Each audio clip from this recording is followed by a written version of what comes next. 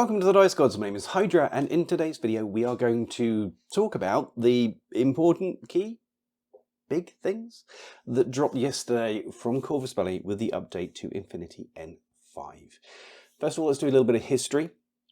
When N5, certain armies were dropped from the roster, unceremoniously taken to the car park and shot, but with the promise that maybe at some point in the future they would return. Now, around about a year later, most of them, but not all of them, have popped up. There are some notable absences here, Spiral Core being one of them, but we do have a lot of the armies back, and some of my key personal favourites.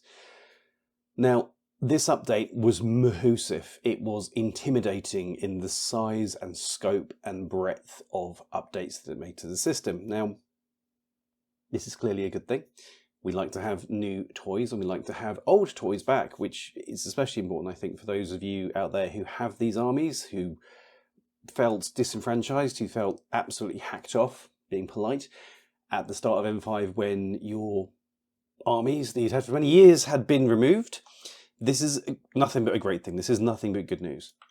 However, with this type of size of update, there's always the question about whether this can be fully tested and fully developed and fully trialed in such a period of time to drop into the system. And I guess time will tell, but looking at it briefly, I think this does look good. I think this does look solid.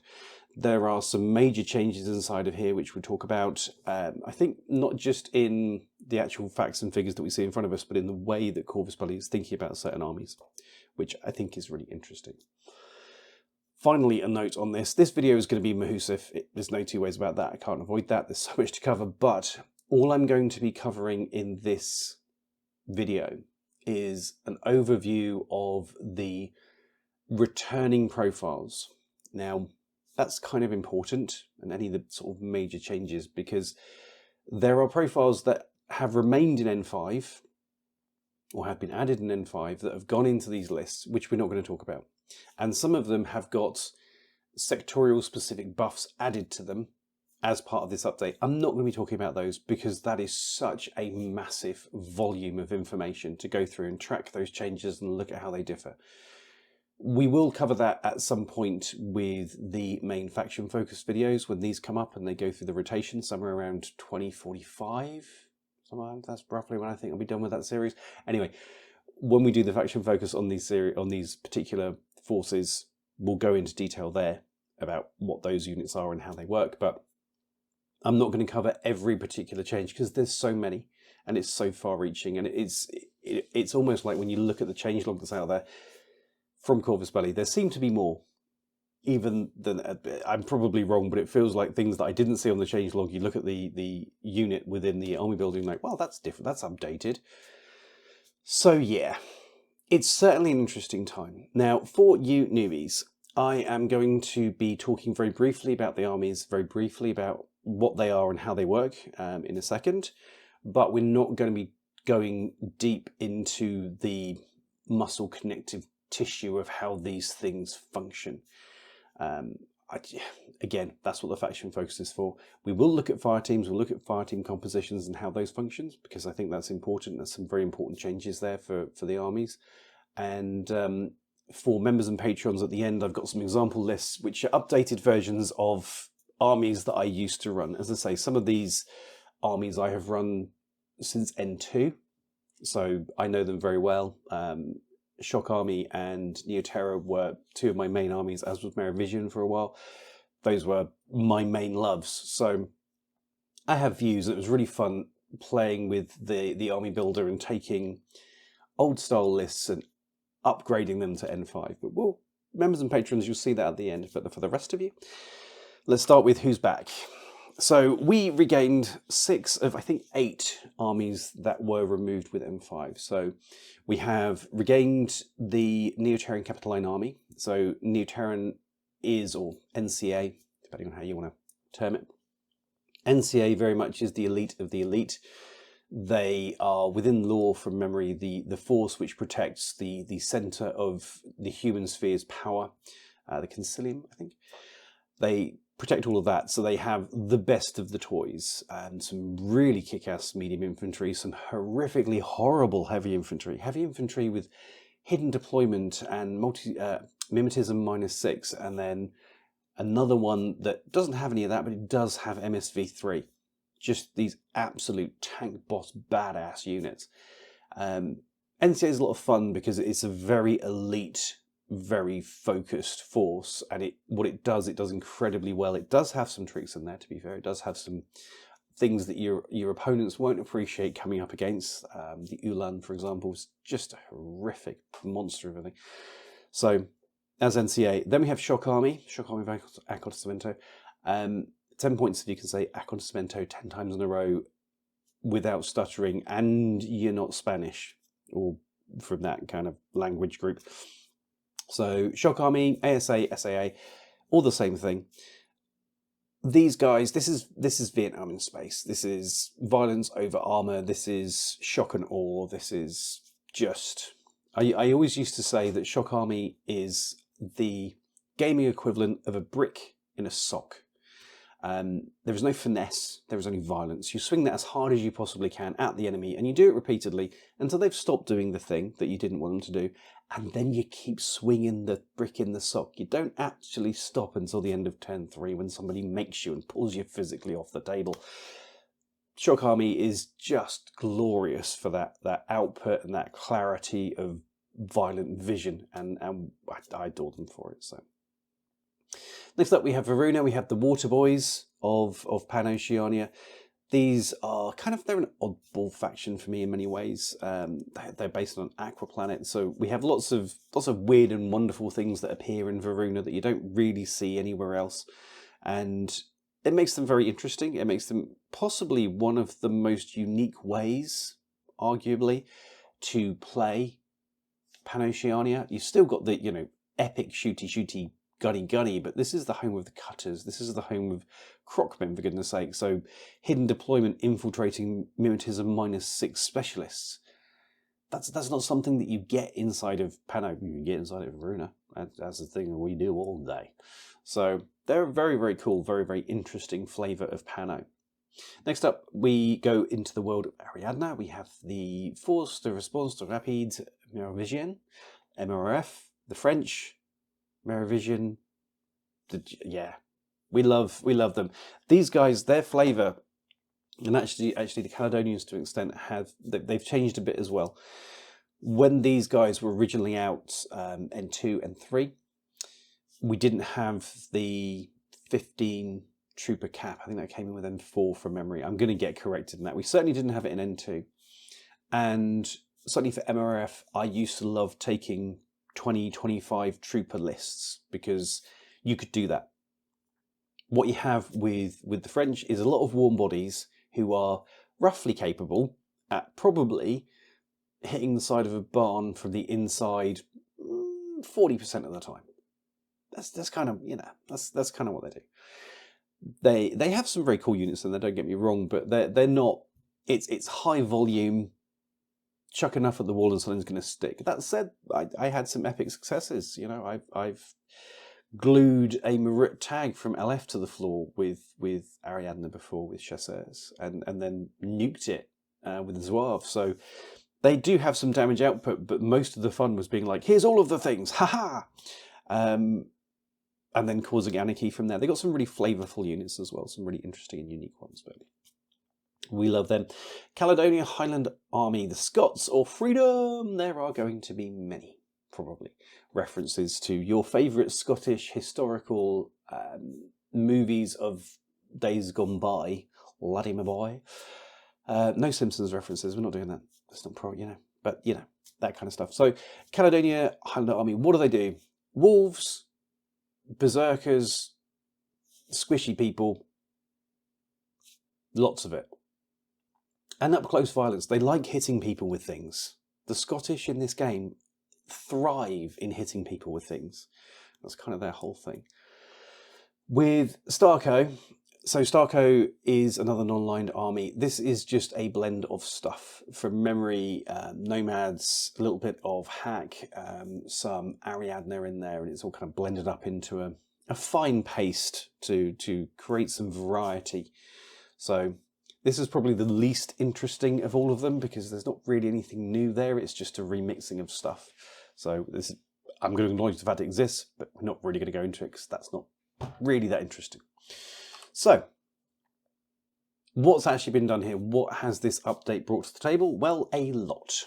They've added in the lost units, as I say, and those are going to be where we're focusing today. They've updated the stats of those and other units as well. They have reviewed and updated equipment, skills and weapons, so things have changed quite interestingly, in my opinion. There's been a rework of points in SWC, and the fire teams have had a big update. So this is taking all of this stuff that hasn't really been looked at. I mean, it was around in N4. Was it useful in N4? Yeah, but it wasn't necessarily as shiny as it could have been. And firing it through the N5 cannon, and we're through the Rubicon now, people have definitely gone through that kind of update.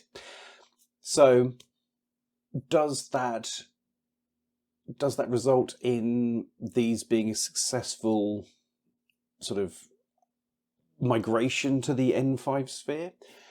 For the most part, yeah. I'd say that I'm starting to feel that there are two types of army inside of Infinity at the moment. There are your Shindenbutai, your Kestrel. These are armies which were designed for N5. And it shows. They have what I've talked about before, the and units. They've got this and this and this and this. And they have some very interesting ways of putting stuff together that are quite varied and cool. And then you have the armies which have migrated from N4 to N5, and they are not quite as efficient. They haven't got quite as many toys. They have got that kind of legacy feel of, there's only so far we can push this before we lose the flavour. Because they weren't designed from the ground up, you can kind of see that around the edges, I think. These arguably are in that latter category. They are N4 updated, but they're updated well. For the most part, I mean, a brief pause. We have to look at this and go, do you know what? No one paid Corvus Belli to do this. This is purely a love thing. And yes, because enough people were packed off, they did say they were going to do it, but I think this has been accelerated, is my feel here. But they did this for nothing. This is a free update, and the amount of work that's gone into this must be gargantuan. So let's just send some CB love for a minute, because that's a really cool thing to do. They didn't have to. They could have just done nuts to you guys, they're done. They didn't.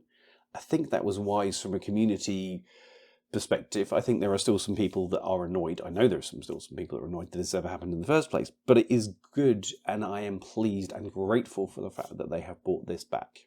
I think this is a really positive thing, and it's a sign of how they view their community and all that kind of stuff. With that said, does that mean everyone should run out and buy these? Good luck with that one, Poppet. There are a number of issues with the armies that you're going to see today. Some of them are just plain out of catalogue. They are not produced. Does that mean they'll never be produced again? I don't know. I don't have a crystal ball tied into CB's head office. Will they? I don't know. I hope so. I'd love to see Shock Army and back again. And we've got lots of bits of units that are kicking around, especially within reinforcements, which we'll talk about in a second. But there's also lots of, for the armies that are in catalogue, they are riddled with out-of-production miniatures. So it's kind of like, you can get this, but you can't get those. So, for example, Mirror Vision, as I say below, they're expensive to buy because a lot of the Mirror Visions that are in the reinforcements box, the reinforcements boxes are not cheap, and they don't have a load of the stuff that you'd necessarily want. So you might end up with, if you're like me and you like to go WYSIWYG, you might end up with multiple reinforcements boxes. This is not ideal. This is an expensive hobby. But even if you buy those reinforcements boxes, there are not certain units in there that you're going to want. They don't exist. They're out of production. So you can have this side of the roster, but you can't have that side of the roster, which is a problem. So if you are a new player and you're looking at this and you're thinking, abso-frackin-lutely, I definitely 100% need to play the French, you're going to need to get very lucky with finding someone who will sell them, and you're going to need to get your wallet out because they are going to be expensive. I saw the structure of the game used to be different in the way you bought things. You'd buy a starter box of 6 miniatures, and then the core fire team troops would come in a box of 4 separately. It's called an SWC box, or a special box. And with NeoTerran Caledonian Army, one of the main fire teams that you could run was bolts. There were 3 bolts in the 6 miniature starter box, and then you'd buy a 4 bolts SWC box to bolt onto that starter box.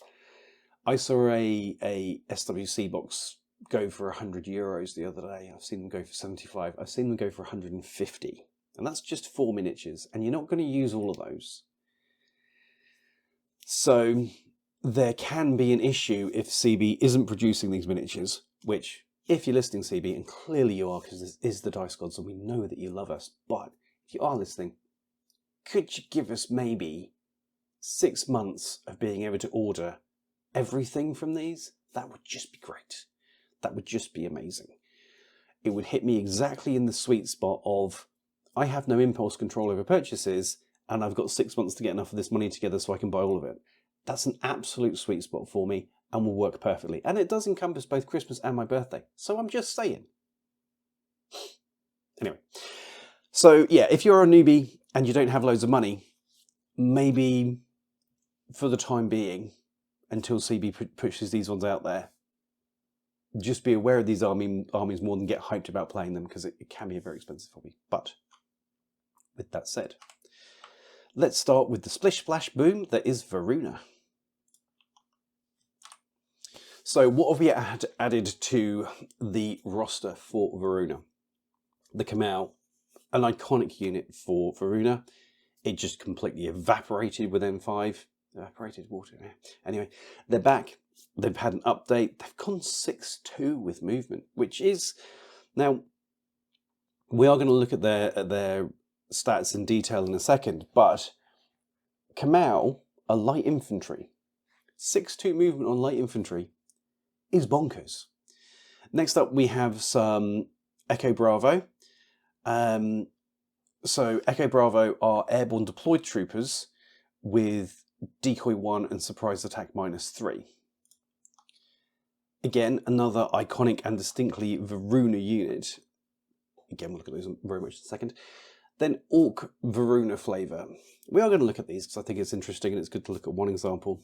Orcs are ubiquitous throughout Pano. They're everywhere. You can't throw a reasonably sized D20 without slapping it upside the head of an Orc in a Pano list. But we get different flavours, and those different flavours add different features. So in Varuna, they gain stealth, aquatic and jungle terrain, and warhorse, which is just awesome. You can't isolate them. They don't care about that. It's just amazing. The same for Machinist. Now, these guys we're not going to look at because they appear in all 3 of the lists for Pano, for these newly released or re-released units, sectorial, sorry. And they just get a bit of a flavour. So with Varuna, they gain mimetism -3, stealth, and aquatic terrain. Apart from that, they're the same, pretty much.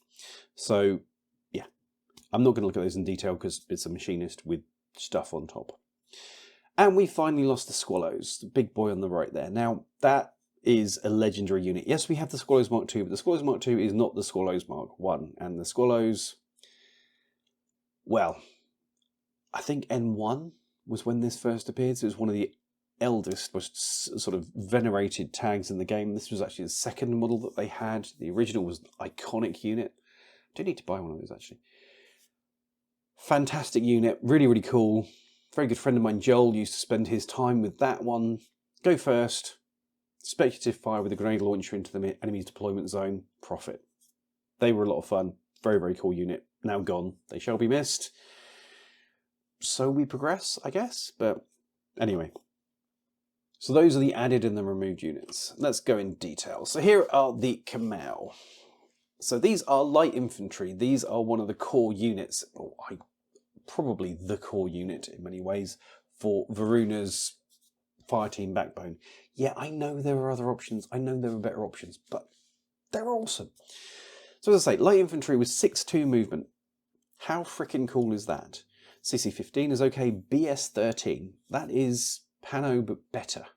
No BS12 here. BS13. Fizz 11. Whip 13. Yeah, That's clever for a Pano. 1 arm, 6 BTS, because, you know, you ain't hacking these boys. They're light infantry, but even so, you're still not doing it. 1 Vita S2 with OVA 5. Immune to shock, mimetism -3, stealth and aquatic terrain. Last one, less interesting, but mimetism, stealth and immune shock is pretty nice. Pretty nice. And their actual profiles, when we look at this, we've got a standard as combi rifle with EM carbine and a silenced pistol. Our little lad can get some work done, let's be honest. For 20 points, that can do some work. Yeah, it's not your 8-point or your 12-point light infantry, but it's also not your 8-point or your 12-point light infantry. You have got BS-13, you have got that 6-2 movement, you have got that BTS-6. And for Pano, you've got Whip 13. This guy's practically a blooming genius. On top of that, we have the Kamau heavy machine gun. Good luck with buying one of those even when they were around. 1 SWC, 26 points. I think that's fair. A BS-13, mimetism -3, 6-2 moving heavy machine gun for 26 points. That's not bad. Then we get the hacker with standard hacking device, submachine gun and fast panda. CC weapon silence pistol, 0.5 SWC and 22 points. A BTS-6 hacker with a fast panda at Whip 13 is good. That is very, very cool. As is a paramedic with tactical awareness. I mean, sure. Bonus, because making a specialist bomb, if you haven't checked out the fire team video, you absolutely should, but a specialist bomb of multiple specialists rammed into here with a heavy machine gun to go off and do work, abso-frackin-lutely. And if it's then got the tactical awareness order to make it even more efficient for 25 points, bring it the frick on. Then we have a couple of arguably ARO pieces, a heavy rocket launcher with MSV1 and a multi-sniper rifle with MSV2. I like the fact that the heavy rocket launcher's got the backup SMG. I think that gives them a lot more utility. And MSV1 with a heavy rocket launcher for 1.5 SWC and 23 points with BS-13 is not to be sniffed at. That is potent. Then multi-sniper rifle, MSV2, 29 points. That is a lot. That is a lot. But then the 6-2 movement's going to help. The mimetism -3. Yeah, okay. I'll let you have that one, CB. I'll let you off that one. I'm not a fan of multi-snipers. I'm not a fan of snipers. As a general rule, I prefer to be more in my enemy's face. So, yeah, your mileage may vary. Then we have another specialist, a forward observer, okay, with a multi-rifle, which is freaking cool. That shock and that AP ammunition is very, very awesome. With a flash pulse and sensor and triangulated fire for 23 points. That's really good. That is really, really good. If you're making a specialist bomb unit here, hacker, paramedic, and a forward observer with... let's get this right. A hacker with a fast panda and BTS-6, with a paramedic, with tactical awareness and an EM carbine, and a forward observer with sensor and a multi-rifle is potent. Before you even stick the HMG or whatever you're going to stick on the front of it, that is chonky. I have to say, and all of its mimetism -3, sure, absolutely, very, very cool unit. The only thing they don't have is a disco ball. If they had that, this would simply be the most awesome ever, but they're not. So suck it, I guess. Then we have a 20-point lieutenant option, a Whip 13 lieutenant with mimetism, blah, blah, blah. That's not bad.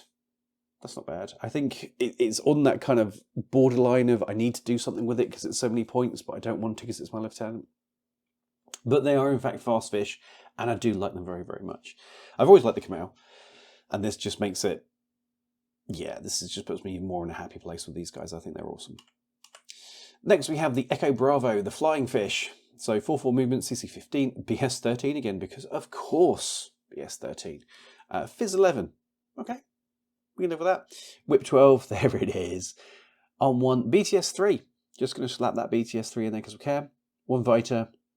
So it comes with Decoy 1, Parachutist, Surprise Attack -3, and Terrain Aquatic. So when this guy walks, if you're going to bring it onto the board, as you should do from a board edge, you put down 2 miniatures. That's what Decoy 1 means. And then when you do anything other than move, the other one disappears. So it's kind of only really useful if you want to put it down in a sort of dangerous area in front of an enemy trooper. And you're like, haha, which one is it?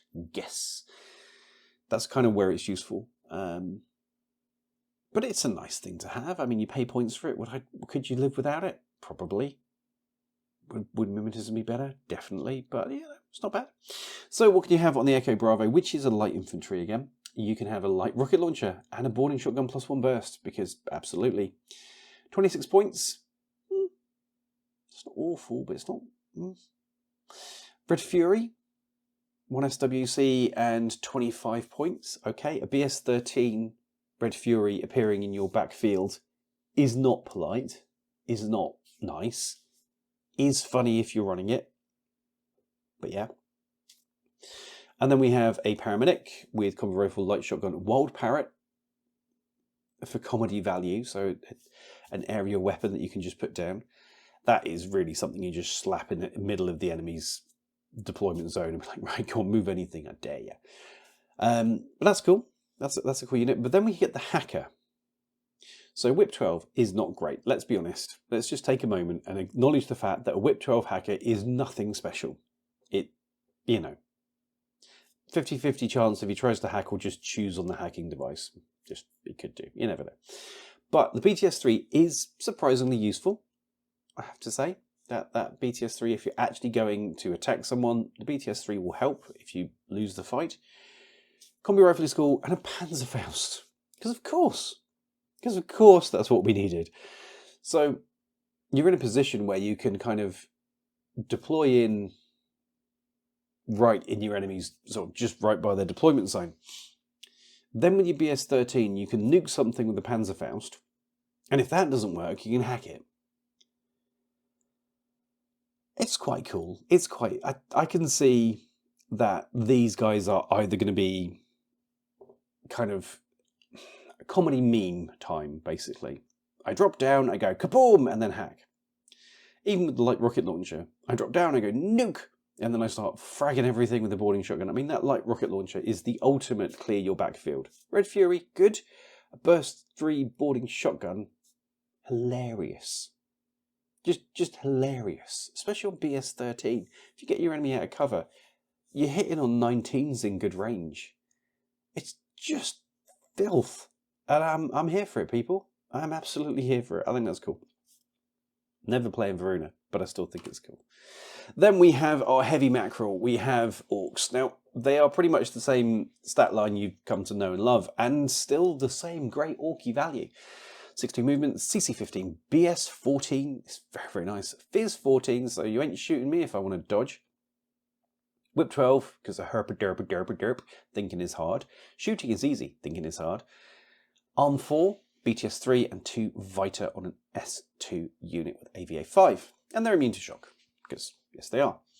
But if you look at all their profiles on the left-hand side, they all have stealth, they all have terrain, aquatic and jungle, and they all have warhorse. So they all have the buffs that come from Varuna.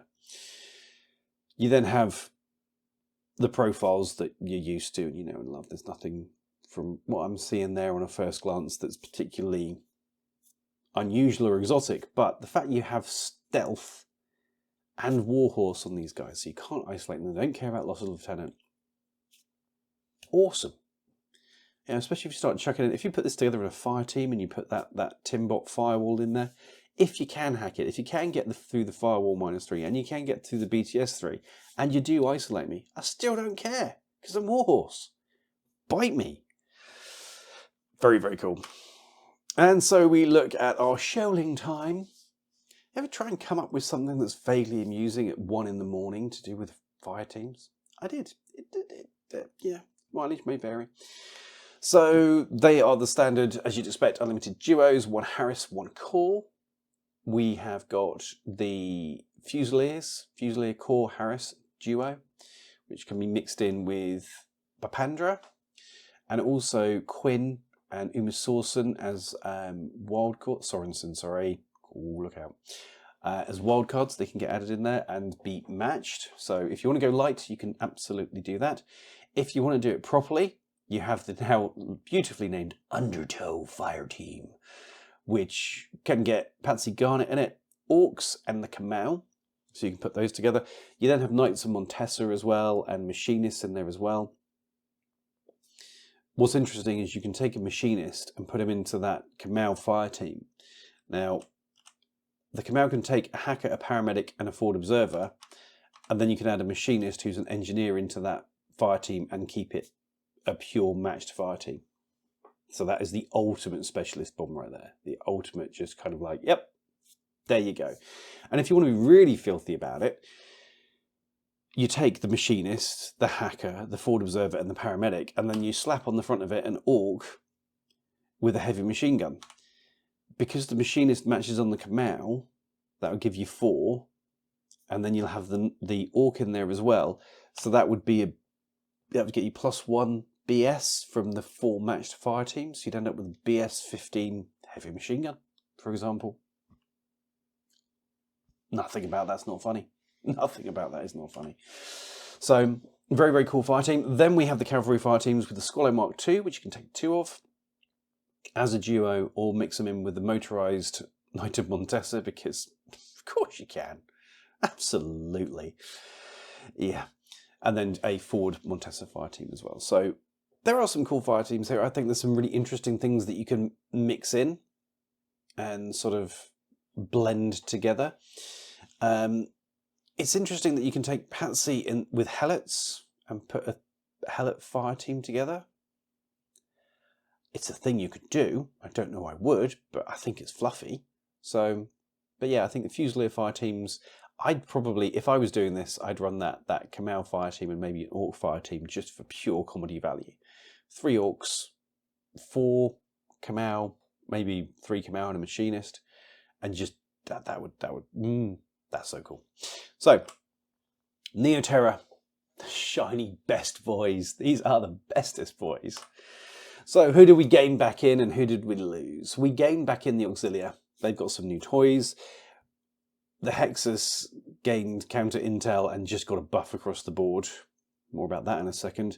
The Ulan tag has gained BS tag saving roll -1 and Warhorse, because a non-isolatable tag is hilarious. And then for the NCA variant of the Machinist, we gain Warhorse, Immune to Shock, and Total Terrain.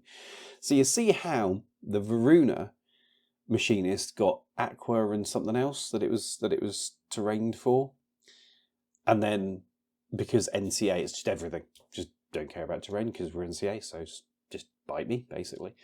You gotta love that. That's definitely the flavour of this. And Bippy Bipandra has been removed. She is no longer in NCA. Right. Let's have some notes here, because there's some stuff that really needs to be underscored. You can take 2 red eyes in this. Now, there is a growing awareness in certain sectors of our community, certainly. It may well or may not be in yours as well. That pop-tarting, so that is super jumping up in the air to frag things off the roof of buildings, is horrific.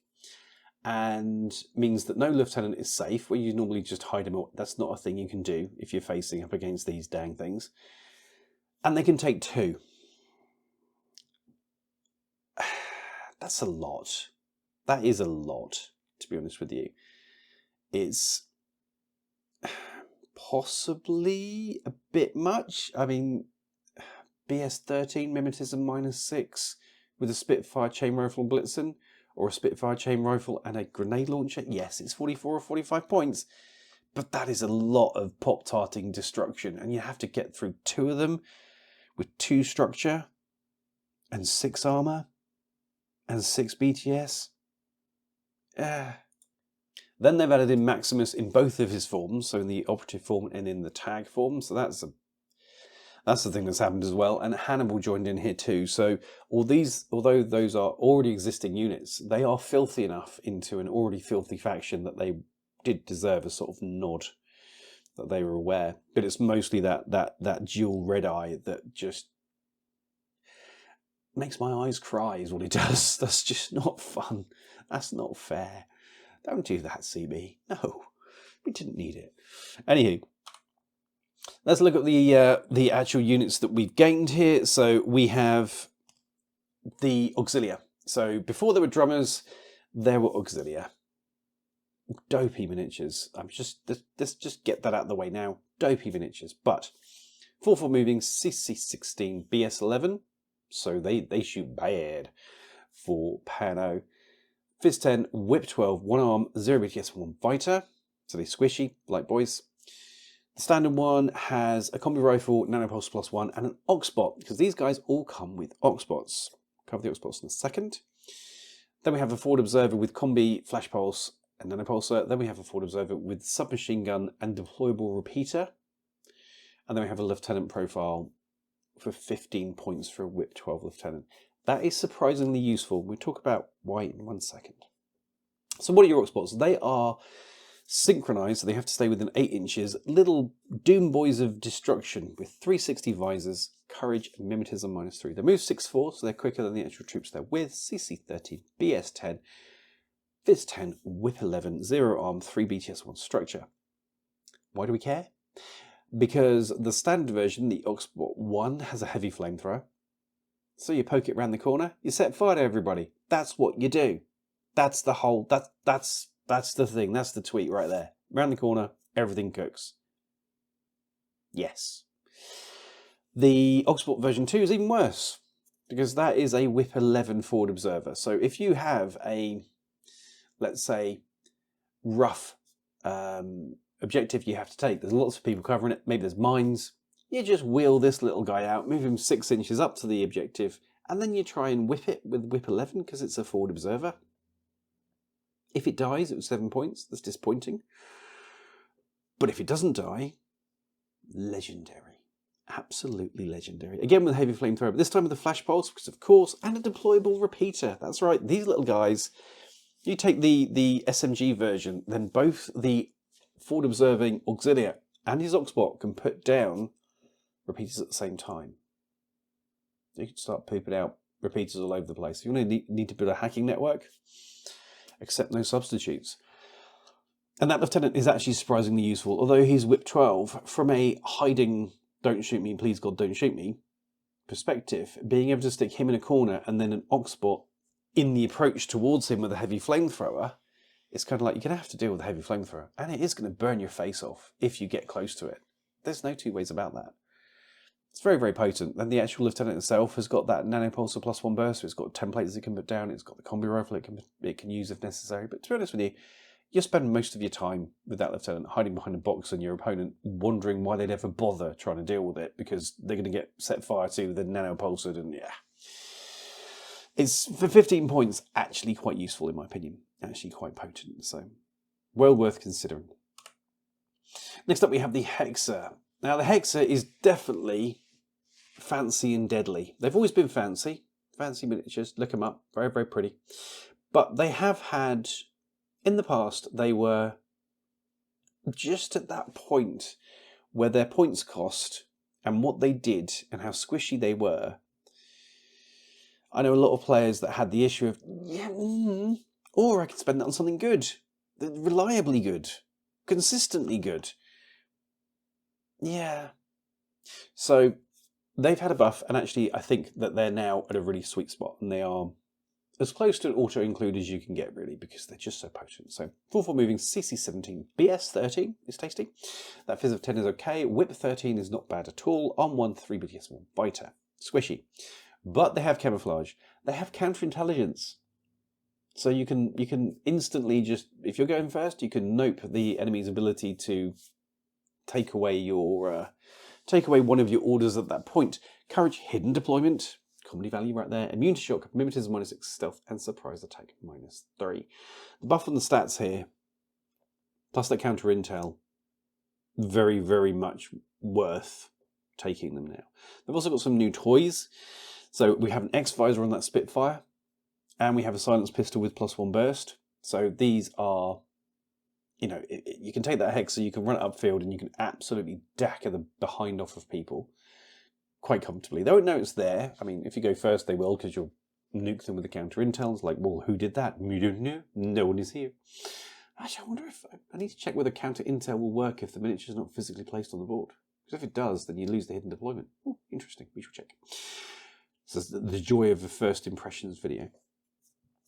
So 1.5 SWC and 31 points for that. That's not bad. It's a pure hunter killer, track down the enemy and just blow their face off unit, and for that it does it very well. After all, from cover this is -9 to hit, and it's BS 13, and that X visor just helps. Then we have the multispectral visor with PS4 as an ARO piece. Hidden deployment, that mimetism -6, fact it's camouflage, that you get the surprise attack. It makes this a pokey guy, you know, or girl, sorry, as I recall. So very, very cool. Then we have the hacker and the killer hacker. The hacker again has a Panzerfaust. This seems to be a thing that hackers are getting at the moment, because, you know, if you can't crack the big tag open by hacking it, then just blow it up. Just nuke it. I mean, it's a legitimate tactic. Also with decharges as well, so very, very capable little unit for doing missions, actually. Very, very capable indeed.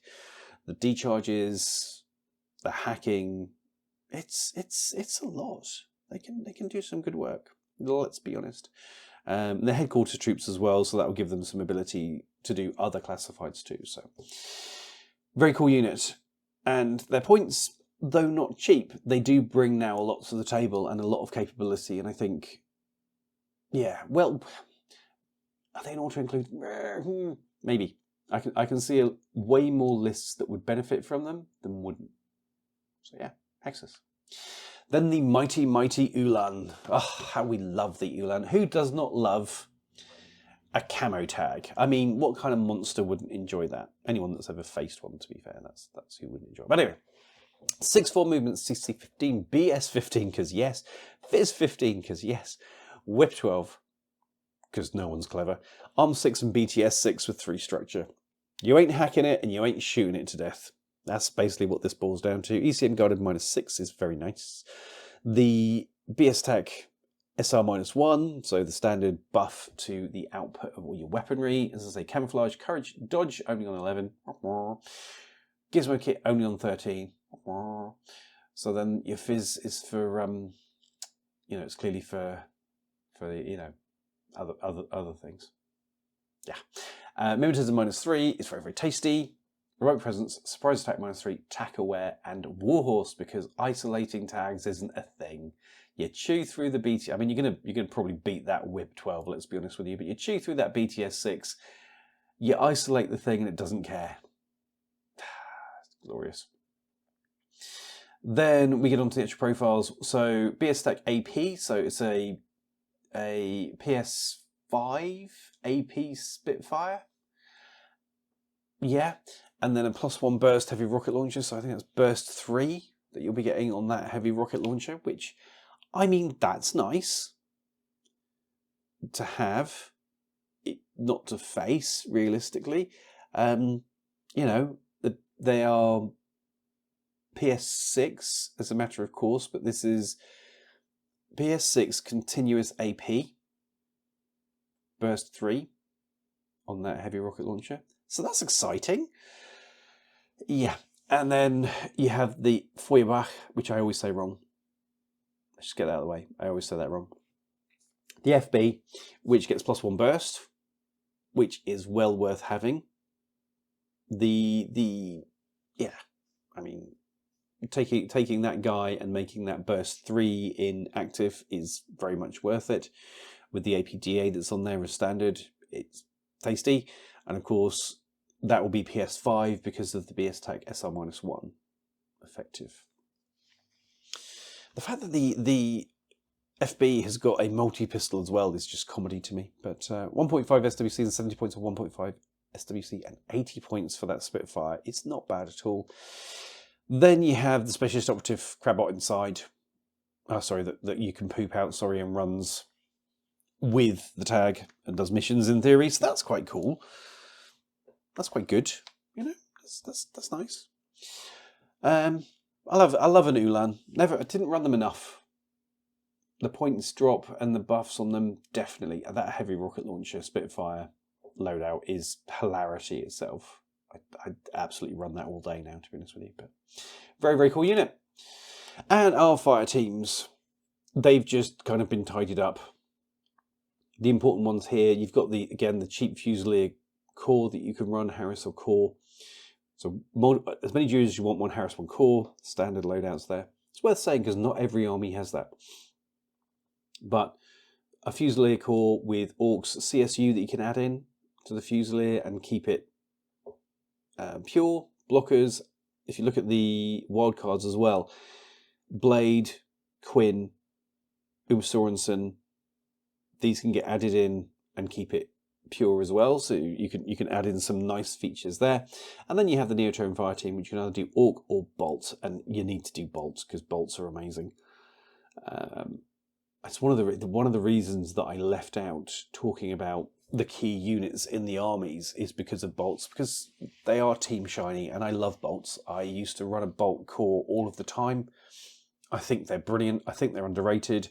I think that they are only getting better. They've only got better with M5. You know, they gain marksmanship, for goodness sake. Yeah, but you're in cover. I don't care. I'll just shoot you in the face anyway. Gotta love them for that. Very, very cool, versatile unit. Definitely a core that I would run all day long, especially because you can chuck a machinist in there if you see fit. Hannibal can go with them. Sorensen can go with them. Blade FTO can go with them. There's all kinds of fun things you can stick together in that fire team, and very much worth it. Then Squallow Mark II and Maximus, they can go in a duo as necessary, and you have the CSU fire team as well, because CSUs are very much a thing with NeoTerran, the corporate security units. They've got meta chemistry. They've got some quite interesting loadouts. They're well worth a look. And the great thing about CSUs is they're between 11 and 14 points of regular order. They're just a cheap regular order. You can run 2 of them, stick them in a fire team, stick them in a duo, go do fun stuff. Even sticking them with the blocker, which you can have a hacking device option on there as well. That makes a lot of sense as a duo. There's fun to be had with the CSUs, but not major. I don't think many major surprises in this. I mean, yes, blockers are new to the faction. They were released with Actually, they were released N4, weren't they? They were released with reinforcement. So I guess they've been in NeoTerran for a while. I don't remember, if I'm honest. So anyway, cool bunch of fire teams. Shock Army. Right. A disclaimer, everybody. We need to get this out of the way, and it's a conversation we have to have right now. Shock Army is my first and greatest love of Infinity. To my recollection, I have purchased, mostly painted, and then sold Shock Army of Acontecimento 3 times. Why do I sell it? Why do I keep selling it? Why did I sell it? I ask myself that regularly. Why did I sell it most recently? I don't know why I did, because I don't own it at the moment, and it's really upsetting me. Why did I keep selling them? Because I played them so damn much, so often, so frequently, that I was just like, I need to get rid of these. So I'm just going to play only this, and that's just not good. You should have variety. So I'd sell it so I wouldn't play the damn thing.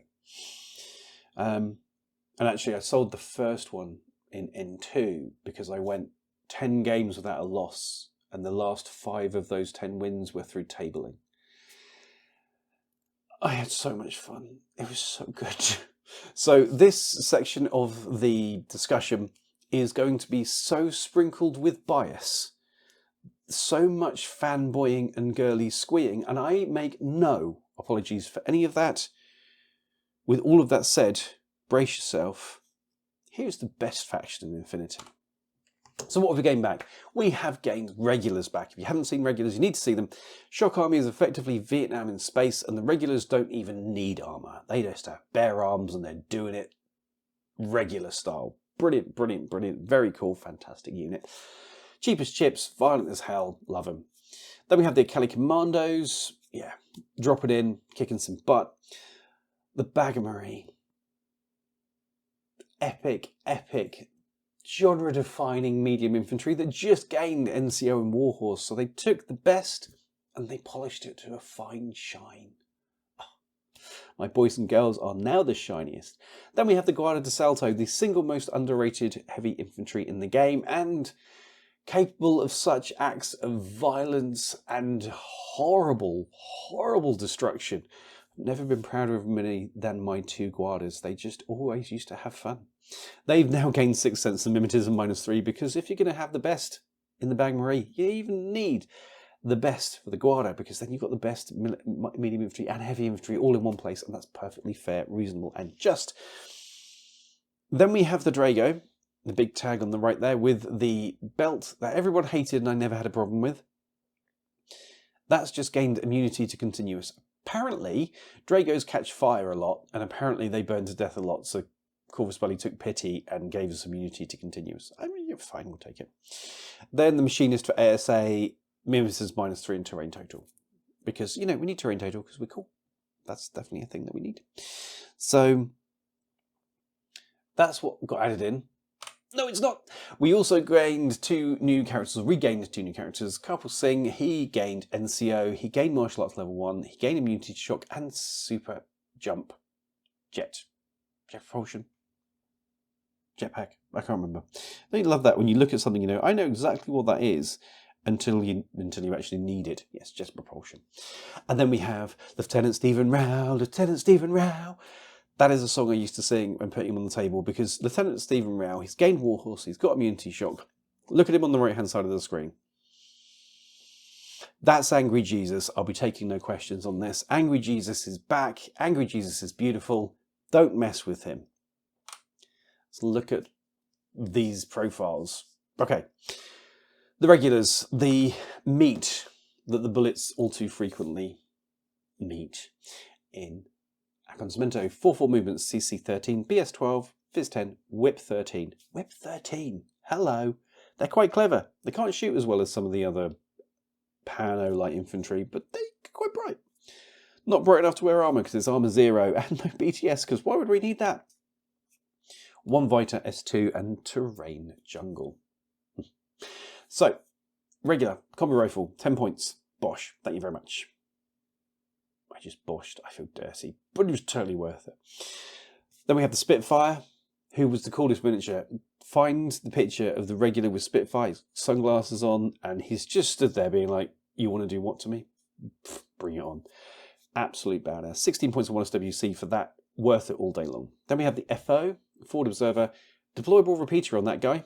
Very much worth it. For 12 points, deployable repeaters on a specialist is tasty. A Sapper multi-sniper rifle. She's the one that came with a wall. The miniature had a piece of wall on it.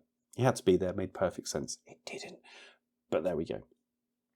Sorry, they're a jungle faction, so making a miniature with a piece of wall stuck to it, I never got that. If it was a piece of tree, I'd been like, okay, but no, but sure. Then we have a hacker. Whip 13 hacker, definitely worth it. BTS 0 hacker, but with Fast Panda and Cyber Mines. 17 points and 0.5 SWC, not to be sniffed at. Then we get a mine layer. 13.0 SWC, mind you. Shock mine layer with sensor and triangulated fire.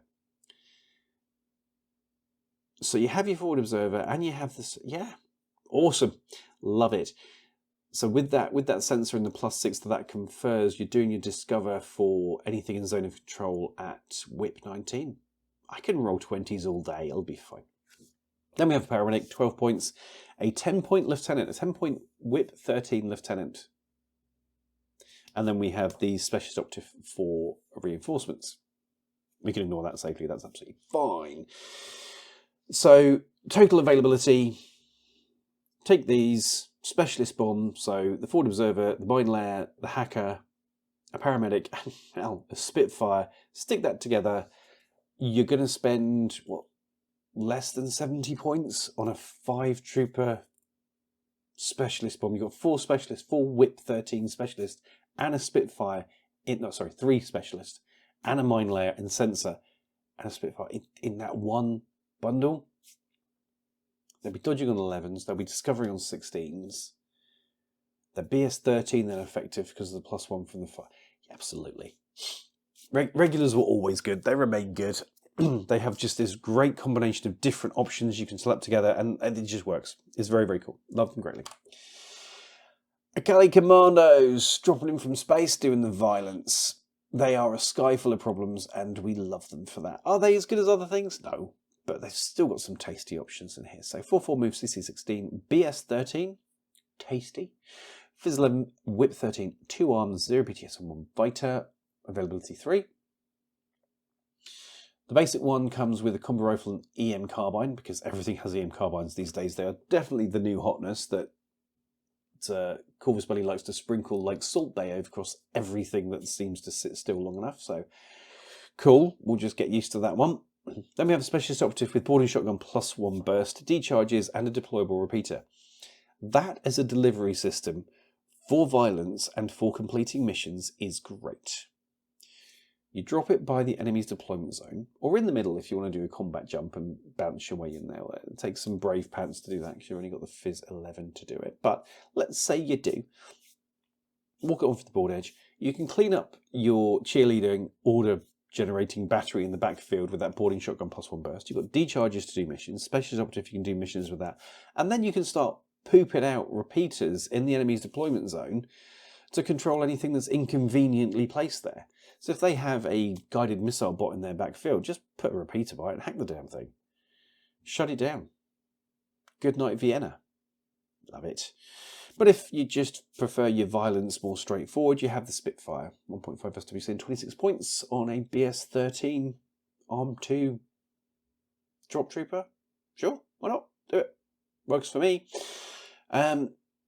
And then if you need to really definitely do those missions, then you have the hacker variant you can drop in for 0.5 SWC and 25 points. Not a bad choice at all, especially with that super jump jet propulsion. It does give them some ability in the backfield. I really do like that specialist operative build though, with the boarding shotgun, the ability to complete missions, to build out a hacker network, which seems to be a thing with Acontecimento actually. Yeah, and just generally do the violence. So 21 points, it's pretty good. That's pretty good. I like that. Like, I can see that having some mileage. Then there they are. Hello. The Bagmary. 4-4 movement, CC16, BS13, that's had a jump, PH11, Whip 13, OM2, 3 BTS, 1 Vita, and AVA of 5. Why only 5? We need all of the Bagmary. Anyway, MSV1, Mimetism -3, NCO baked in as standard, number 2 baked in as standard, thou shalt not break my fire teams, terrain total because of course, and Warhorse because, you know, loss of lieutenant, pah, isolation, I laugh in your face. The Bagmary are great. They will happily hunt down camo units with that Whip 13 and that MSV1 because they can form into a fire team, so they get the +3 quite easily. To be honest with you, you can put together a really solid list here and get that +3 for the Whip. So yeah, these are really good at hunting and then knocking out of the box camo markers.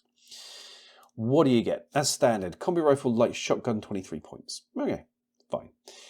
Heavy machine gun with MSV1 on BS13 for 1.5 SWC and 30 points. Again, this is a core fire team, so you can build into that. Hacking device, BTS3, Whip 13, worth taking. Combi rifle and light shotgun is nice. The presence of light shotguns on all of these is kind of tasty, I have to say. I am a fan. Then a paramedic, 25 points. Lieutenant option, I don't think I would, because we have Angry Jesus. Then you have the FO with a boarding shotgun +1 burst. So with a hacker, with a heavy machine gun, and with that FO, you have all the good range bands covered. You've got the combi rifle, the heavy machine gun, and the boarding shotgun. That's absolutely fine. You can do the hacker missions, the forward observer missions, you can do the decharge missions. I think, I can't actually remember now that I was about to say, I think they're medium infantry, so they can do that. They've got MSV1 and they're veteran troops. They are veteran troops. So your classified deck is in a lot of trouble with these on the board, with the MSV1, with the veteran troops, with the hacker, with the decharges. There are so many things that they can do. In fact, with the paramedic in there too. The only thing they really can't do is engineer. That's the only thing they can't do. Everything else they can pretty much get done. Awesome. Then we have a minor layer multi-sniper rifle, because if you need to control your backfield and snipe people off across the board with BS13 and MSV1, except no substitutes. The Arm 2 in cover with the Mimetism -3 as well makes them quite durable, quite survivable. Sorry, her. And then you have a Lieutenant Heavy Machine Gun as well, because you put your Brave Pants on and you wanted to save 3 points, because it's 3 points cheaper to take your Lieutenant as an HMG, because it's Brave Pants discount, basically. Have I ever done it? Yes. Was it funny? Yes. Did it die? Yes. Was it worth it? Yeah, absolutely. Especially now because we've got Warhorse, so even if you do pop my Lieutenant, number of times that I care? 0. Let's continue. Then we have the Guardia di Salto. The Guardia di Salto. Hello, hello, hello. 6-2 movements, CC17, BS15 people, Fizz 14. I'm probably going to shoot you, but if you make it such a bad idea that I have to dodge, I'm going to do that well too, because I can. Whip 13, Arm 3, BTS 3, and 2 Vita. Yes, AVA 2. Haha, thank you very much. Combat Instinct, so I care not for your surprise shot, and Mimetism -3, because I'm going to make it harder for you to shoot me, because I can. Love them greatly. They're just great. They're actually cheaper. I think they used to be 50 odd points as well. So first up we have the multi-rifle with a heavy flamethrower and decharges. On an Oxbot as well, with an AP heavy pistol and a CC weapon, PS6. Sure. I would argue that if you're hitting somebody with your CC weapon, something's gone wrong. Because if they're that close, heavy flamethrower them. That's the politest thing to do. It's always nice when somebody comes to your house to throw a barbecue and put them on it. Anyway, multi-rifle is surprisingly useful because these guys can get across the board quite quickly, because they have their 16 movement, and they have the mimetism, and they have the special trick in a second. You can get within that 16-inch range, that BS-15 AP ammunition or shock ammunition. It's going to do some work. You're going to be in a target reach environment quite quickly, and there's going to be very little that you can't do stuff to, let's be honest. Then we have the classic of the Spitfire heavy flamethrower. That's just awesome. Anytime you can BERT on BS-15, you should BERT on BS-15, let's be honest. And the great thing is, as soon as your enemy gets inside of that Spitfire range and starts putting you at negative modifiers, that's fine, because again, barbecues for everybody. This is good. 44 points, 1.5 SWC, I'd say definitely worth it. Then we have the heavy rocket launcher +1 burst, which is just nasty. It's just nasty on this guy. I would argue, however, that possibly not the best build. I think it's interesting that it's here. It's new. From memory, it was only ever the multi-rifle and Spitfire, so this is a new thing for the Guarda. Just learning. It's good to upskill. It's obviously why they've been away, they've been away in training. But I don't think it's necessarily the best build for this particular unit. Why? Well, everybody's got an Oxbot. Your Oxbot is 6-4 movement, CC 13, BS 11, Fizz 10, Whip 11, 0 arm, BTS 3 and 1 structure. They have Combat Instinct, of course they do. They have Courage. They have Mimetism -3, and they have Peripheral Synchronized, so they stay within the zone of control of your Guarda. Why do we love them? Light shotgun and Eclipse grenade launcher. That's right. Now you see me, now you freaking don't, and I'm coming really, really fast. I'm angry and I've got a flamethrower. And you can't see me or do anything about it. What could go wrong? And a light flamethrower as well, because barbecues for everybody. The Guarda is, if applied with even the smallest amount of care, an absolute headache to deal with. It just... I've normally run Guardas in sort of side by side together, not in duos, but 2 at a time. They are the answer. They are the answer to any question you have, apart from anything requires buttons pressed.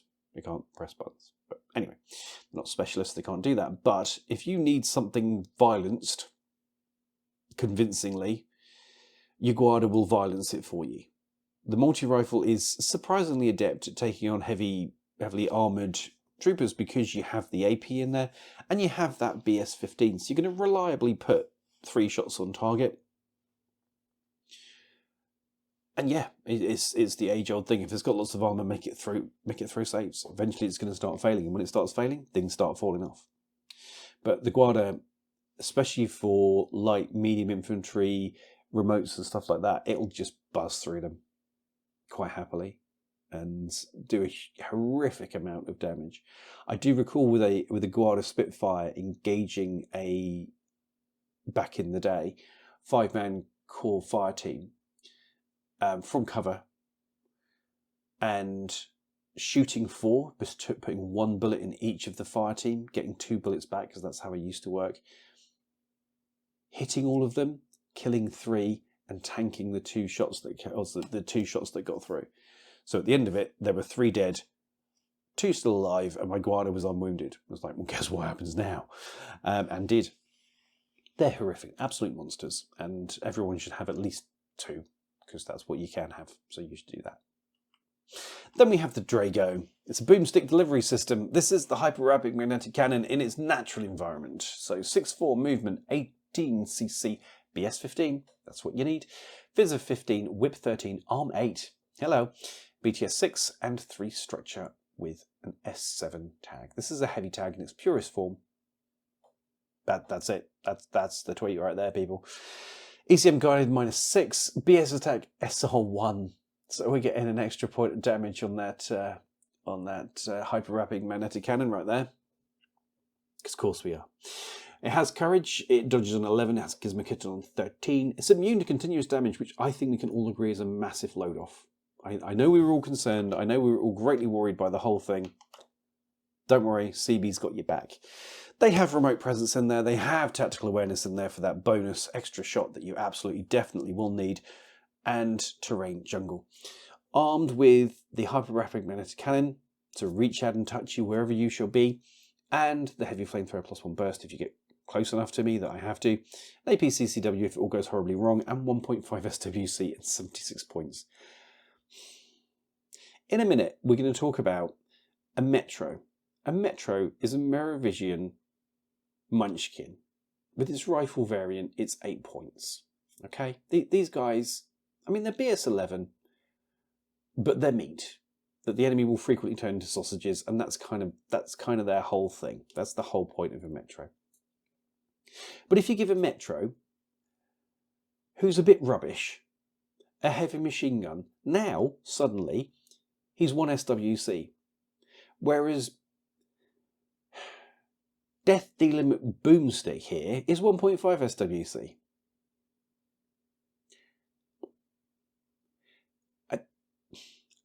I get why they did it to the Metro, but I don't know. It's not, no. He is not, his hyper rapid magnetic cannon on BS 15 and arm 8 and 3 structure is not 0.5 SWC better than a Metro. Anywho, there is.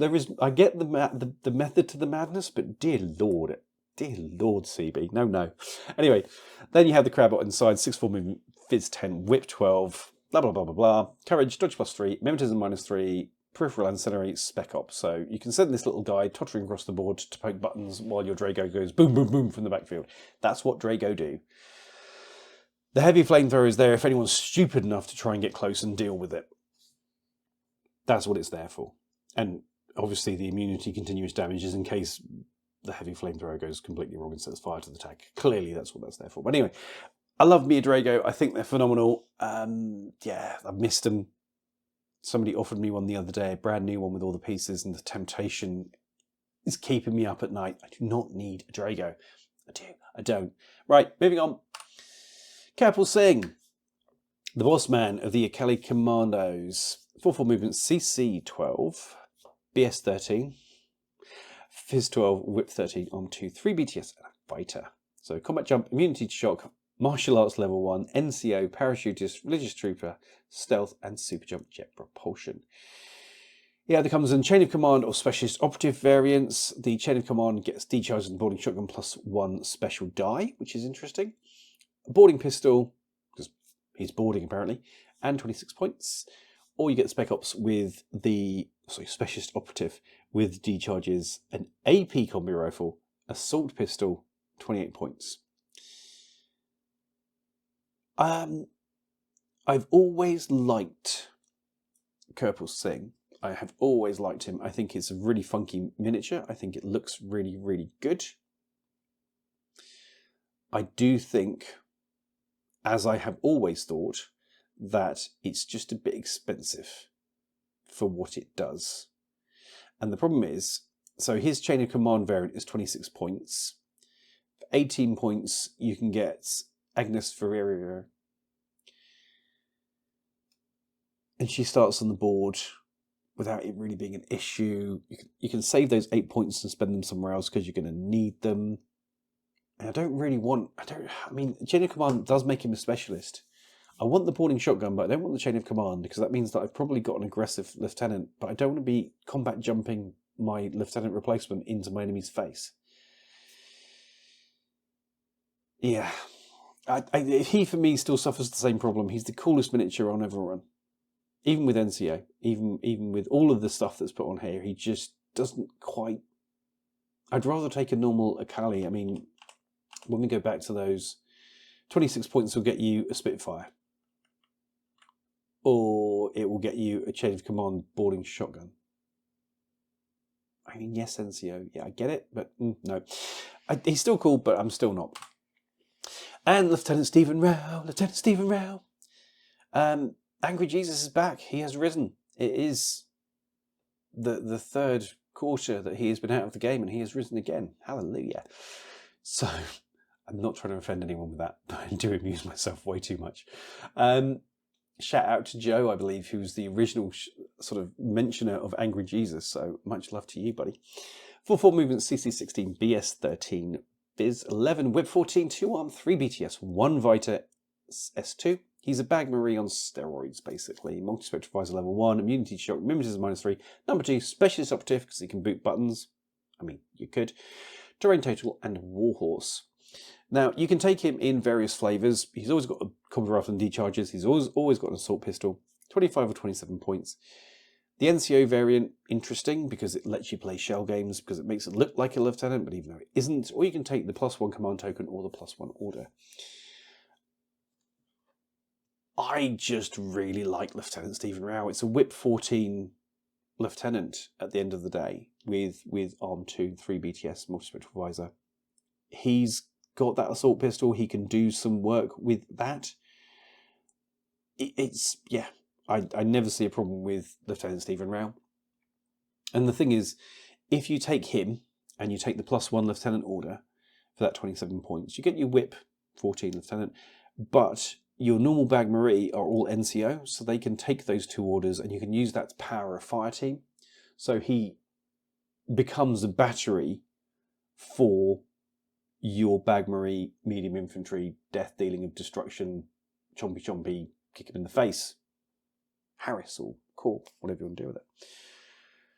So that kind of works. That's kind of a good thing. There's no two ways about that for me. That's a good one. And then at late game, he's got a special operative. He can go off and do something if he needs to. He can go off and save the day if that becomes something that has to happen. I think in ITS 16 as well, because he's a character who's also a veteran. I think that's still the case. So he can do a lot of classifieds with the specialist, with the MSV1. He's got stuff he can do. So he's a very capable boss man. And he's Lieutenant Stephen Rao. Lieutenant Stephen Rao. So, fire teams. We have the regular fire team, which you absolutely should, I think. They're definitely worth taking. There's no real incentive to take anything else with them as a wild card option. Just add them in. I mean, you could add an orc at the front of it. You could stick 4 of them together and slap an orc on the front to get that bonus. Do the same with a Bag Marie if you wanted, sure. But always used to like running 3 or 5 regulars and just doing the violence with that. Because these guys, again, standard loadout, as many duos as you want, 1 Harris, 1 Core. But then we have the Acontecimento fire teams. The interesting one is the Bag Marie for me, as I say. And you can add the machinist in there as well. So you can slap a machinist into that Bag Marie fire team, which means that you can get the forward observer, the paramedic, and the hacker, and then a machinist engineer into that 1 specialist bomb fire team. Is it cheap? Not especially. I mean, if you don't take any, this is purely without any sort of special weapons in there, but if you take the Bag Marie, paramedic, hacker, and forward observer, and the machinist, then you're looking at around 90 to 100 points. You're in that territory. So it's not that cheap, but it's a lot of utility. It's a lot of capability. Whip 13 specialists. Yeah, definitely worth it.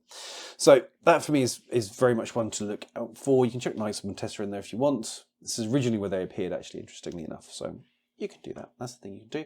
And then you can take the Knight Montessas as well in a duo. So 2 bikes. Oh no, it's not the 2 bikes. That's just the standard ones, isn't it? They need to be motorized. So just 2 standard walkie-walkie Knights of Montessa. Then we have the Mechanizados.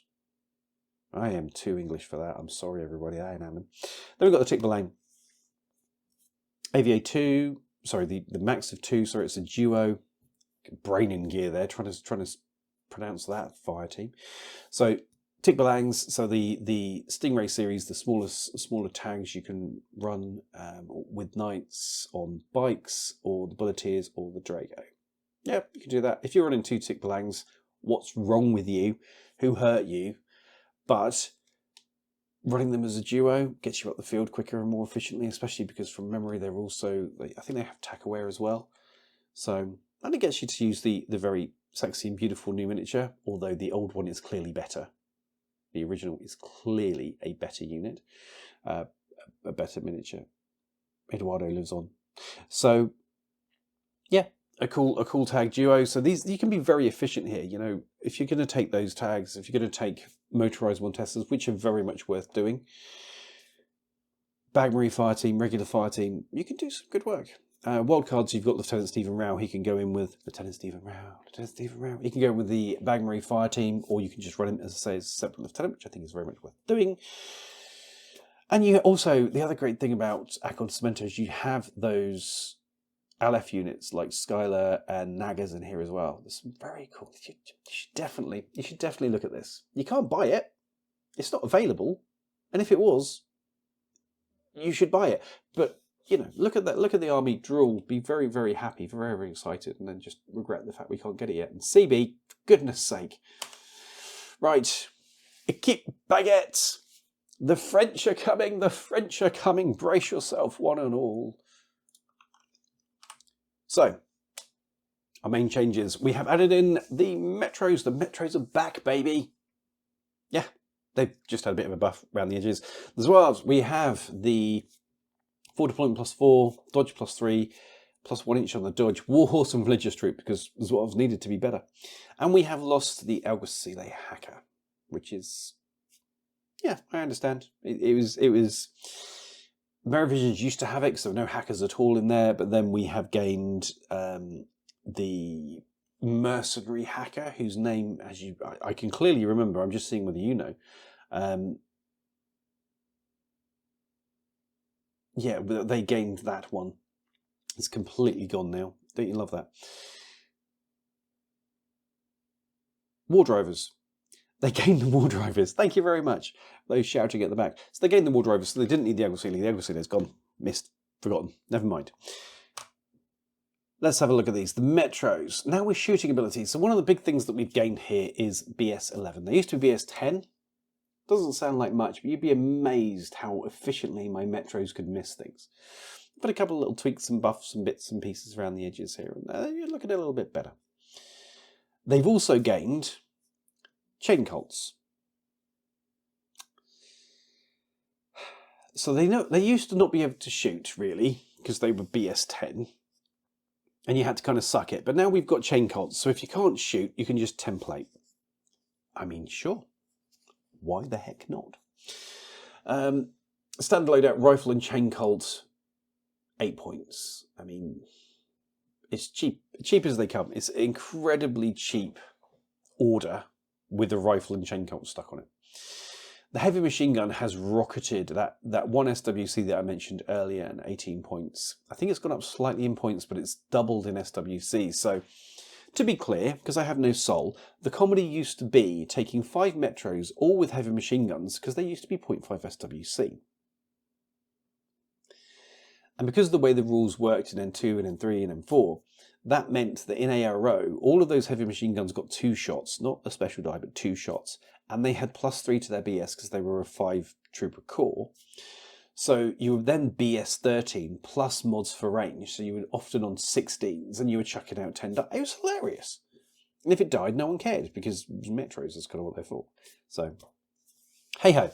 That fun and games, that shenanigans has kind of gone. You'd have to do it with a grenade launcher now. Not quite so keen, but rifle, chain colt, grenade launcher, 0.5 SWC and 10 points. I mean, sure, why not?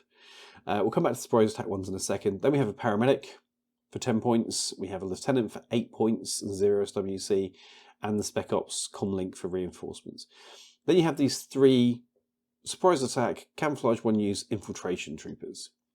One is chain rifle, chain rifle, so big template and decharges for 12 points.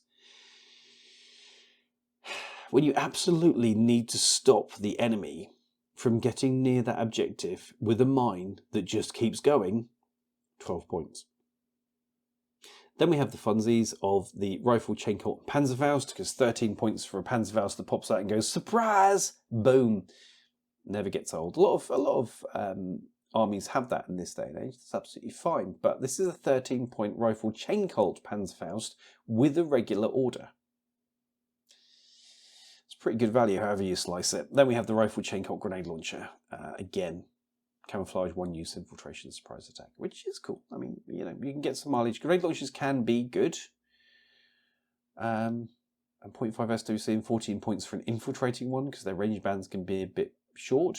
Yeah, I can see it. I can see the mileage for that. I personally would probably either take the chain rifle decharge or the chain colt Panzerfaust, because they are doing jobs. I don't want to use this piece aggressively. I want to use it as an ARO piece. And a grenade launcher is more useful in active phase, I think. So if I was going to take a grenade launcher, I'd take it as the 0.5 SWC 10.1 without the camouflaged infiltration, because then I can just like get into position and like pop it over the top, do the speculative fire, that kind of stuff. That's kind of where that's more useful, I think. But your mileage may vary. That's my view on the Metros, and it's good to have them back. It's lovely to see them back in the world. Then we have the Zouave. These lads have had some buffs. So 6-2 movement. I think Zouaves are they light infantry or are they medium infantry? I can't quite remember now. They are in fact light infantry. So again, we've got some 6-2 moving light infantry. CC16, BS12, not bad at all. There's 11, whip 13, arm 2, 0 BTS 1 fighter, dodge +3. So they're dodging on 14s. They get an extra +1 to that dodge movement. And they're dogged. Forward deployment with +4 inches. Religious troop, yeah, a bit of a pain in the butt, but we can live with that. And they have Warhorse, so they care not for your isolation, they care not for your loss of lieutenant.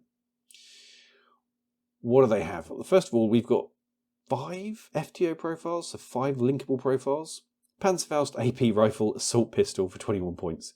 On, again, BS12, dogged, dodging on 14s, 4-2 movement, 4-inch deployment, further forward deployment. That's nice. But if that's not good enough, you can make that into a Panzerfaust EM mines with AP for an extra point. Or a forward observer with flash pulse Panzerfaust. Yes, you're noticing there's quite a few Panzerfausts in this particular setup. So a specialist, +4 inches forward deployment with whip 13, with a Panzerfaust AP rifle and assault pistol for 22 points. Okay. Paramedic, again. A paramedic with Panzerfaust. Let's hope he doesn't get confused as to what is what when he's administering treatment to friends. Anywho, 23 points for that, I think, is really, really good. The AP Spitfire is NCO even. This is an NCO. Love it. This is an NCO AP Spitfire with assault pistol. 1 SWC and 30 points. I think that's reasonable for this. I mean, they don't have mimeters or anything, but that dogged, the BS12, the 6-2 movement, yeah, definitely. And then we just have a standard mine layer sapper T2 marksman rifle with PS6. So that's every failed save is 2 wounds, because of course it is. Sapper means they can create cover where they are. They just dig a hole in the ground effectively. And shock mines with mine layer, 0.5 SWC and 30 points. That's not bad. I'm still not a fan of those, but I think if you're gonna have a sniper, having one that has mines, having one that has that T2 marksman rifle, that's a pretty spicy meatball, especially with that forward deployment +4 inches. So it's going to be in good range, even though it's only got that 24-inch range with the marksman rifle. It's not got the huge ranges of the sniper rifle. You're going to start 4 inches up the board, so you're going to be in good range really quickly. Putting a mine down in that band just outside your deployment zone, very much worth it. Very, very tasty, especially if your enemy's looking like they're going to be bringing parachutists and stuff like that. Having a mine just outside the deployment zone, hilarious. So yeah, the Zouaves have done good, no two ways. And then we have the fire teams. So we have the Metro Fire Team, which, as I say, it's a spammy beast of a thing, but you can take moblots with them. Now, the moblots are the, I'm air quoting to save my life here, heavy infantry for the French.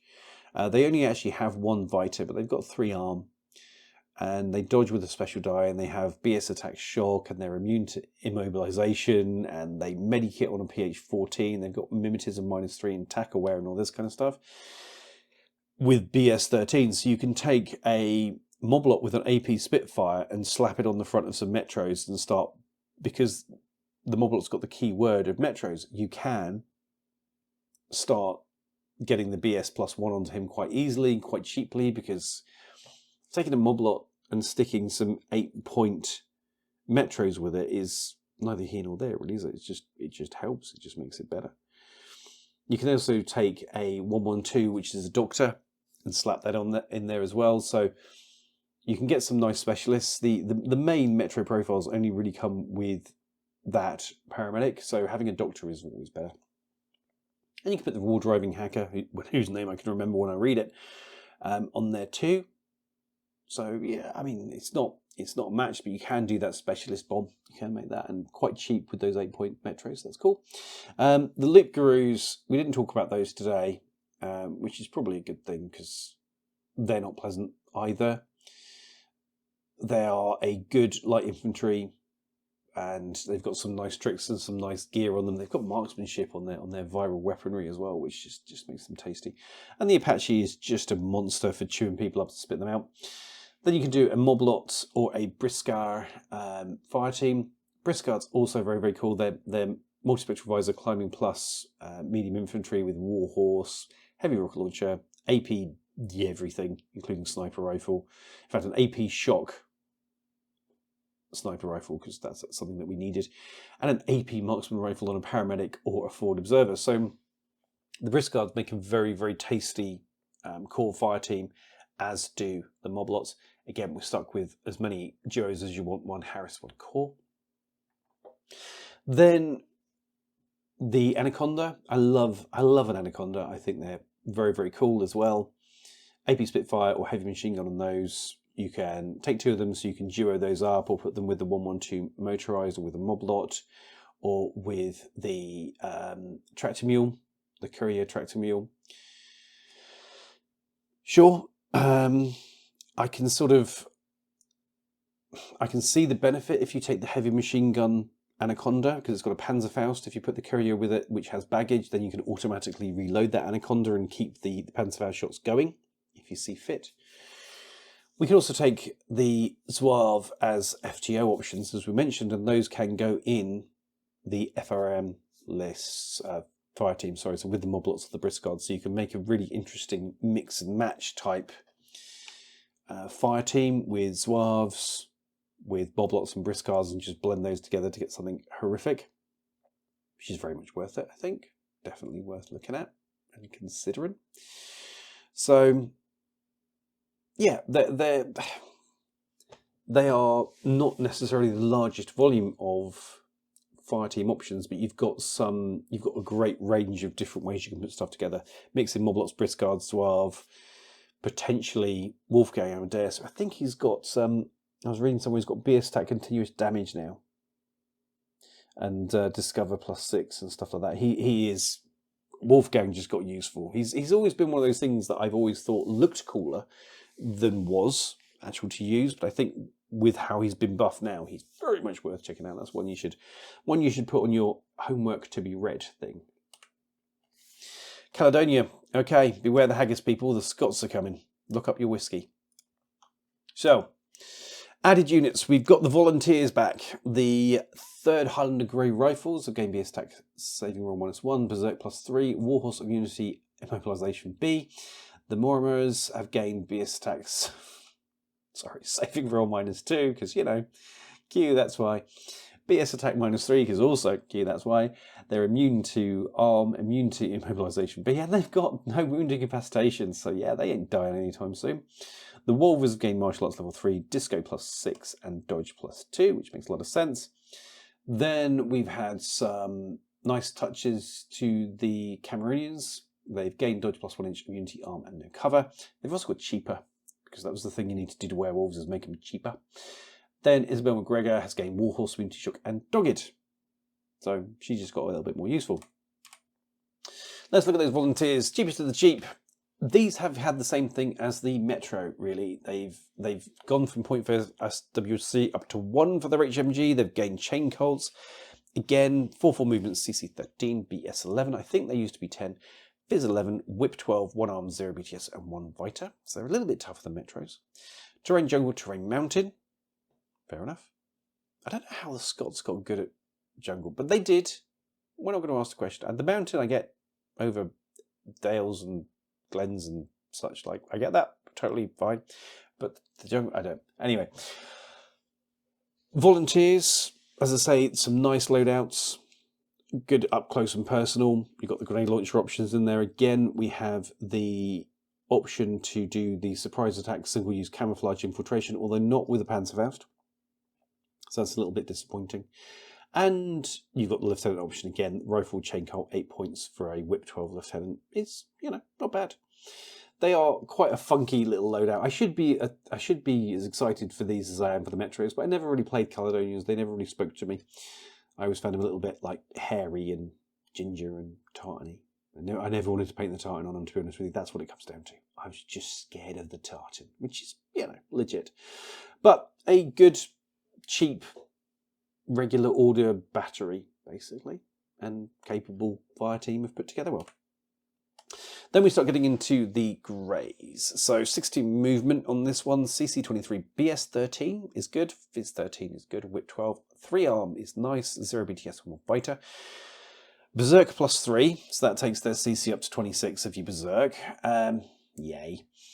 BS attacks saving roll minus 1 is good. Courage, dogged. So yeah, you managed to get a shot through that arm 3. Fine, we can still keep doing violence to you. Frenzy, so if you do kill someone, then they get that extra impetuous order, which is very, very tasty.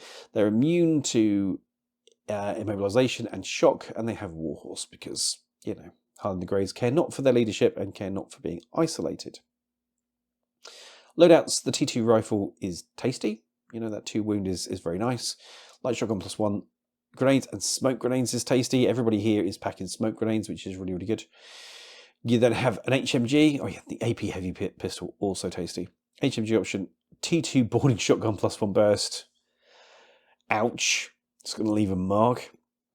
Then 2 lieutenant options. There, 25 to 28 points. You know, I think 28 points and 1.5 SWC for a heavy machine gun with smoke grenades. 16 movement and BS 13 and arm 3 with dogged is not awful.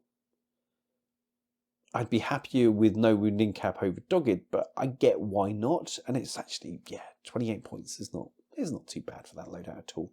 They're in your face. They're going to chew it off. It's the thing they're definitely going to do. I mean, they've all got PS6 AP close combat weapons, and that's CC 23. So yeah. I don't know where you'd want to engage these. Possibly from a different board. Ideally, just don't get involved with them. They're not pleasant. Speaking of, Morrimers. Oof. That's a legitimate response to these particular little bundles of chuckles and happiness. So, 4/4 movement, fine. CC 17, BS 13, hello. Fizz 13, Whip 13, 5 arm. BTS 0 and 1 Vita. BS attack saving roll minus 2 with AP on there too, and attack minus 3. Sure. Courage, immunity, arm, immunity to Immob B, and no wounding cap. So these are 2 wound, 5 armor, BS 13, AP, SR minus 2, BS attack minus 3, poop kickers. They're not cheap. But in a non-lieutenant version, they all have tack aware. The T2 rifle has X-visor. So that T2 rifle, to be clear, is now PS5 effective. And if you fail a save, it does 2 wounds. That chain colt has the same output as a standard heavy machine gun, because SR minus 2 makes it PS5. The heavy pistol, also very, very tasty, also can do some damage. But then we get a heavy machine gun, and we put SR-2 on that one, and that suddenly becomes PS3.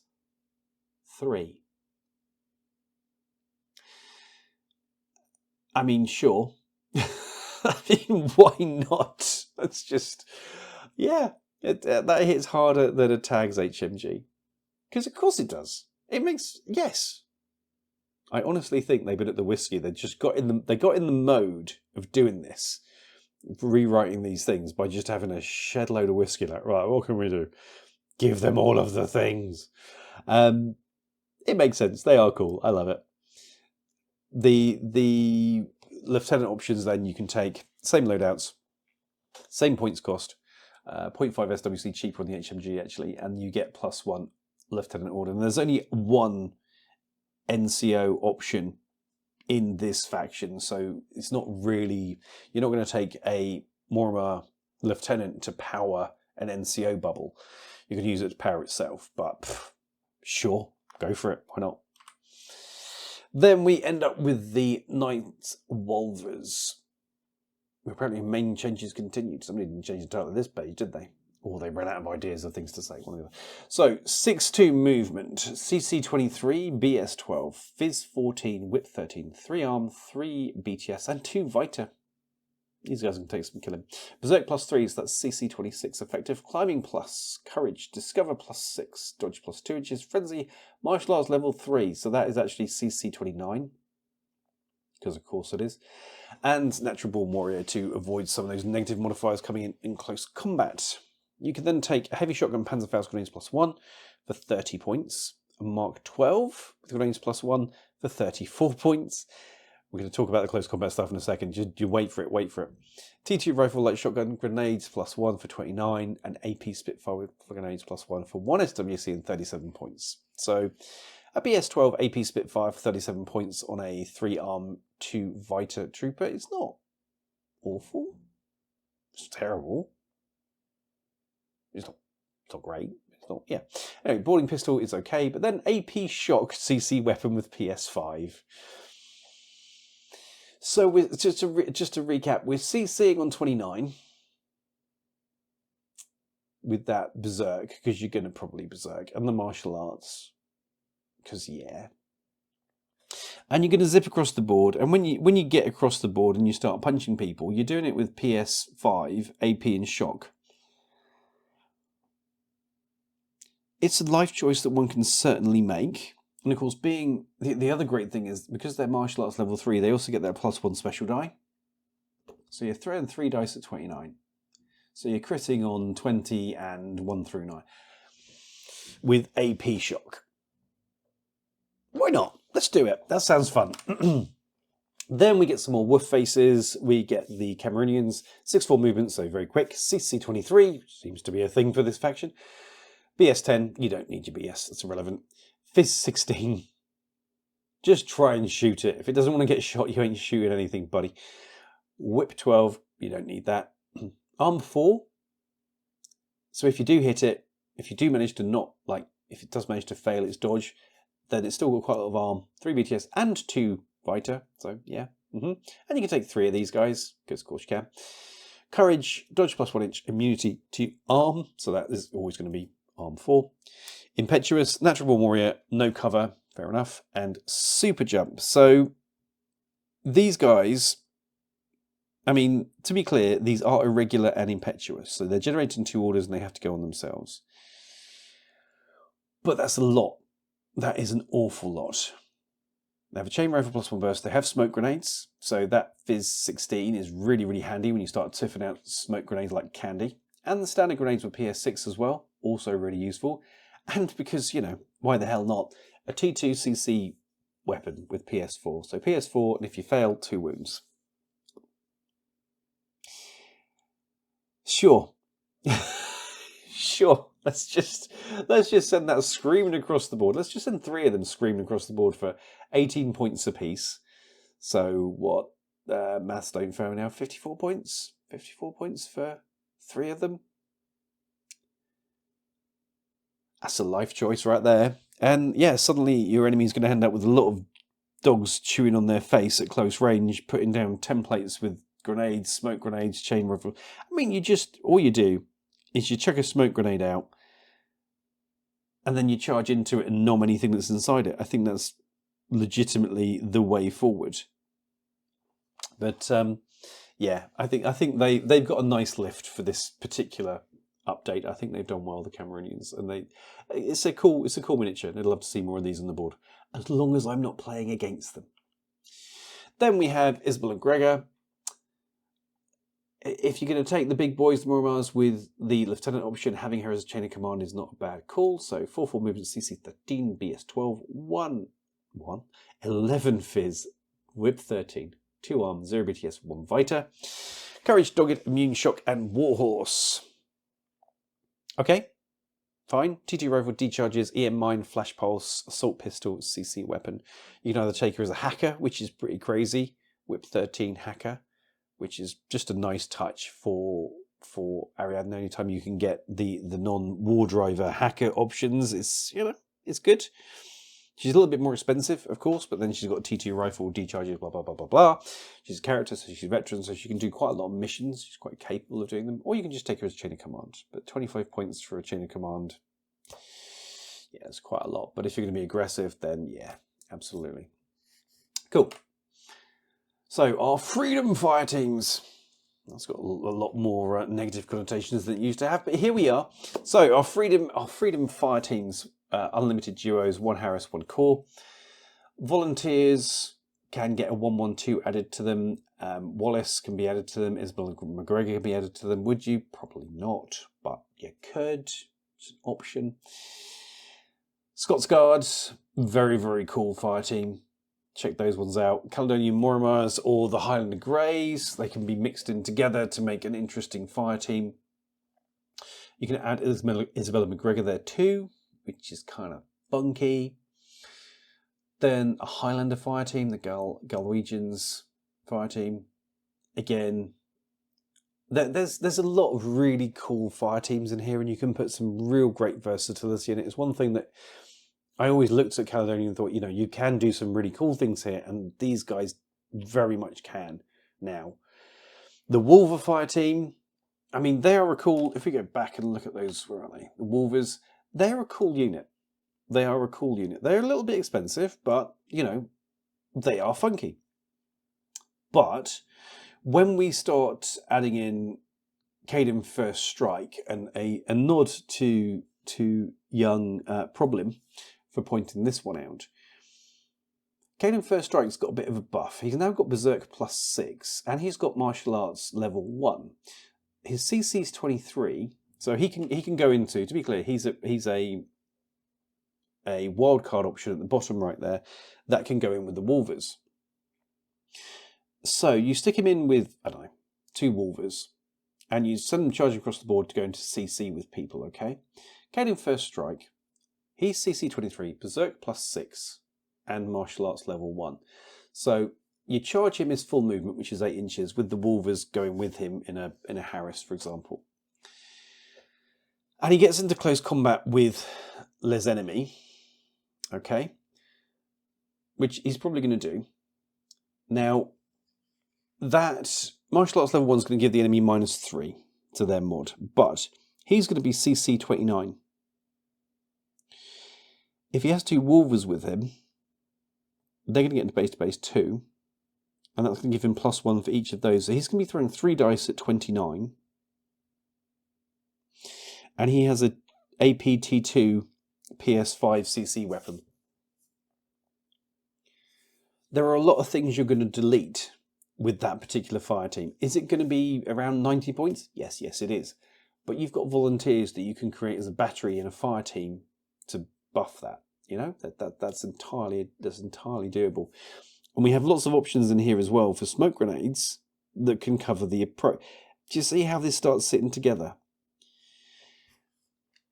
The great thing about the Caledonians is they're really good up close. They're really up in your face kind of army, and these fire teams give them a lot of flexibility. So I think they're really cool. I think they've done a really good job. Finding some to field, that is going to be the hardest thing to do.